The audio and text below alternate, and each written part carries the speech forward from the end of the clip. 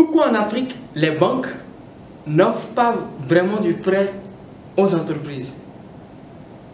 Les banques n'offrent pas du prêt aux entreprises parce que généralement, les entrepreneurs ne savent pas s'y prendre. Parce que généralement, les entrepreneurs, ils vont demander un prêt sans avoir des bilans comptables, sans avoir une bonne structuration de leurs entreprises, en étant dans l'incapacité de pouvoir assurer, en faisant des prêts qui ne concordent pas avec ce qu'ils veulent faire avec. Je m'explique. On fait une demande de prêt pour financer de l'investissement et on fait une demande de prêt à court terme. Il n'y a pas de concordance là. L'investissement c'est à long terme et tu fais une demande de prêt à court terme. Ça ne marche pas. Et vice versa. Tu fais une demande de prêt pour du long terme alors que tu veux faire une activité de court terme avec. Les banques ne financeront jamais. Les banques, ils ne financent pas des pertes. Au cours de tes exercices, tu as accumulé des pertes. Et tu n'as pas assez de cash flow. Et tu fais une demande de prêt, la banque ne te financera certainement pas. Quand tu montes un projet et tu présentes à la banque un projet d'une activité qui est un peu trop innovante, les banques, ça ne les tente pas vraiment trop de s'embarquer. C'est triste, mais c'est la réalité africaine. Ça ne les tente pas vraiment de s'embarquer dedans en Afrique. Il y a tellement de raisons qui dépendent des entrepreneurs, mais c'est important qu'ils savent. Qu'ils savent que quelquefois, c'est eux-mêmes la faute du fait que les banques ne leur donnent pas de financement. Mais c'est vrai que ce n'est pas que dû à eux. Il peut y avoir des raisons qui ne dépendent pas de l'entrepreneur. Je m'explique autrement. Il y a par exemple le fait que, par exemple, nous sommes dans une économie des économies qui sont très très fragiles. Et en étant dans des économies très fragiles, les banques sont obligées, pour se protéger, de prendre, de se couvrir, de limiter vraiment, je voudrais dire, de limiter le taux d'emprunt, de limiter au strict minimum possible pour vraiment que nos économies ne tombent pas. Il y a aussi le fait que déjà à cause justement de tout cela, les banques, ce n'est même pas de leur fait, ils n'offrent pas du crédit à long terme. Alors que pour financer une activité, on a besoin du crédit à long terme. Il faut le savoir, ils n'offrent pas du crédit à long terme. Ils vous offrent du crédit à court terme, à la rigueur vraiment à moyen terme. Il y a aussi le fait que nous avons hérité d'une dette coloniale. Et en fonction de cela, tout pèse sur l'économie. Et ça fait que nous sommes tous dans un système qui n'est pas favorable vraiment à offrir aisément du prêt aux entrepreneurs. C'est important de le comprendre, et de se dire quand on est jeune, quand on est start-up, quand on est entrepreneur, quand on rêve de conduire des activités, de conduire une entreprise, qu'il n'y a pas que ça, il n'y a pas que les banques comme seule source de financement. Aujourd'hui, il y a beaucoup de sources qui permettent de financer ces activités. Il y a beaucoup de sources alternatives de financement aujourd'hui. Alors, j'aimerais justement parler un peu de ce que c'est quelques sources alternatives de financement pour montrer à tous ces jeunes Africains qui rêvent d'avoir du financement pour pouvoir conduire leurs entreprises que c'est possible. Il faut en croire et se donner les moyens d'y aller. Alors, il y a par exemple le crédit bail. Le crédit bail, c'est une forme de crédit qu'on offre par exemple où on t'offre, où on t'achète par exemple de l'équipement et sur un versement périodique, tu dois pouvoir verser de l'argent jusqu'à un certain nombre d'années pour pouvoir rentrer, pour que cela, l'objet, l'équipement en question devienne tien. Je peux prendre un exemple plus simple. Je prends par exemple l'exemple des taxis-motos. En Afrique, il y a des institutions où on peut donner des taxis-motos en crédit bail. On t'offre le taxi-moto, on t'offre la moto et pour que tu fasses par exemple du taxi-moto, et puis tu viens payer, tu viens verser soit journalièrement ou de façon hebdomadaire un montant fixe jusqu'à un certain nombre d'années, et après ça, si tu rentres en possession entièrement de la moto. C'est une forme de crédit, c'est une forme de financement qui permet de financer de l'équipement dans l'entreprise. Autre cela, il y a par exemple des fonds de garantie pour des nouveaux entrepreneurs qui ne sont pas très connus du milieu bancaire, qui ne rassurent pas trop les banques, qui peut être quand même utile pour eux. C'est peut-être un peu long pour ce fonds de garantie. Je m'explique, ça se passe comment? Vous allez voir la banque, vous demandez du prêt à la banque. Ils vous disent, on peut vous offrir du prêt, mais à un taux par exemple de 12%. Mais quand votre taux de crédit n'est pas assez fort, par exemple, vous allez voir des institutions de fonds de garantie. Il y a par exemple le Fonds africain de garantie, je pense AGFA, qui vous propose par exemple de prendre un 4% du risque que la banque vous offre. Et avec ça, par exemple, vous pouvez voir la banque et elle va réduire son taux de 12% à du 8% par exemple pour vous, parce que le fonds de garantie a pris 4%.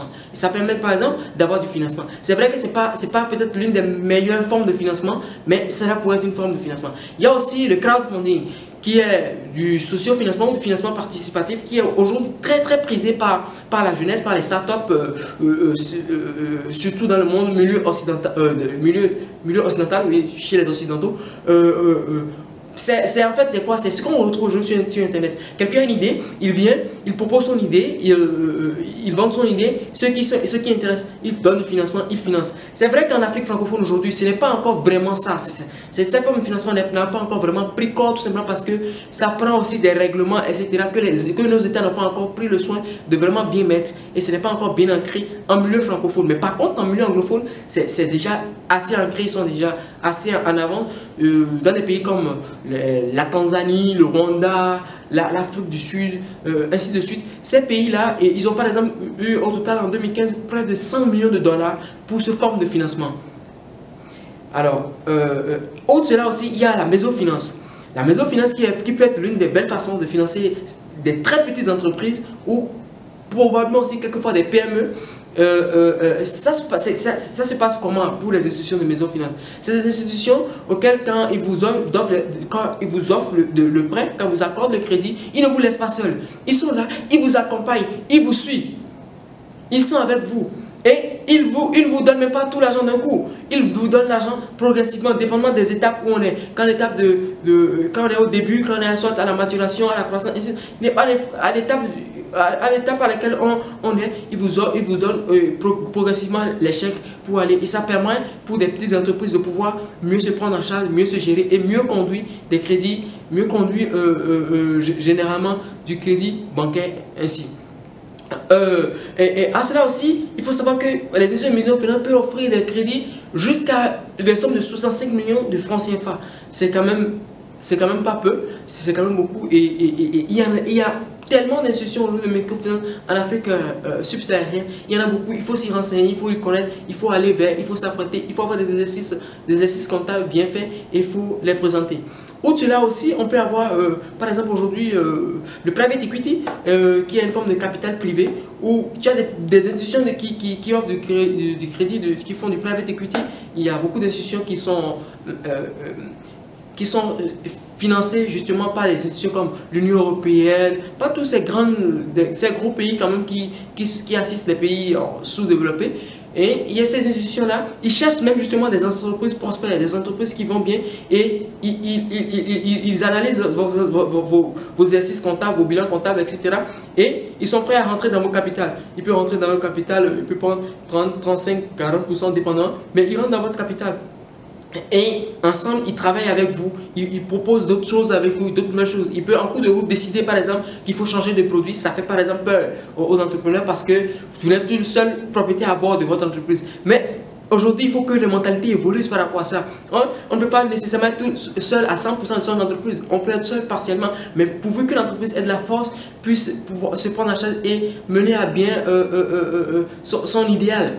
Alors, cette forme de financement aussi est une forme de financement très belle qui peut aider beaucoup les entreprises à avoir surtout du cash flow pour pouvoir avancer. Avoir cette forme de financement, il faut avoir, je pense, 3 exercices comptables. Il faut nécessairement avoir un minimum de transparence et c'est très important parce que le minimum de transparence vaut mieux même que de ne pas avoir de transparence du tout parce que c'est seulement avec transparence que tous ces institutions, même d'ailleurs, peuvent vraiment vous faire confiance et vous venir en aide, vous accorder du prêt ou du financement pour pouvoir continuer vos entreprises. Alors, il faut avoir le courage d'être transparent, d'avoir un minimum de rigueur, de bien structurer, d'avoir un minimum de comptable et on peut avoir du prêt. Il n'y a pas que ça, il y a plein d'autres encore formes de financement alternatives. Il y a par exemple la titularisation qui est pour les entreprises beaucoup plus grosses et même les États aussi l'utilisent pour se financer. Mais je n'aimerais pas trop détailler sur ça, mais déjà pour des petites entreprises, c'est quelque chose de financement dont je parle, c'est des sources de financement qui peuvent permettre de réfléchir et qui peuvent permettre d'aller, il faut aller les chercher, il faut aller vers là, il faut aller les chercher et même en allant les chercher, Et en ayant du financement de ces différentes sources de financement, ça montre votre capacité vraiment à pouvoir mieux gérer, ça montre votre capacité à être, que vous êtes bien organisé, et ça faciliterait même à ce que les gens vous donnent des prêts, et ça pourrait même par la suite même permettre, obliger les banques à justement baisser les taux, parce que ça va augmenter la concurrence. C'est pour cela qu'il est même important que les jeunes aujourd'hui qui rêvent de mettre en place des idées, des activités, soient au courant et savent ça. C'est un peu pour parler justement de ces quelques sources alternatives de financement que j'ai décidé de vous les présenter et de vous le dire que vous avez de potentiel pour aller les chercher, et vous pouvez aller les chercher.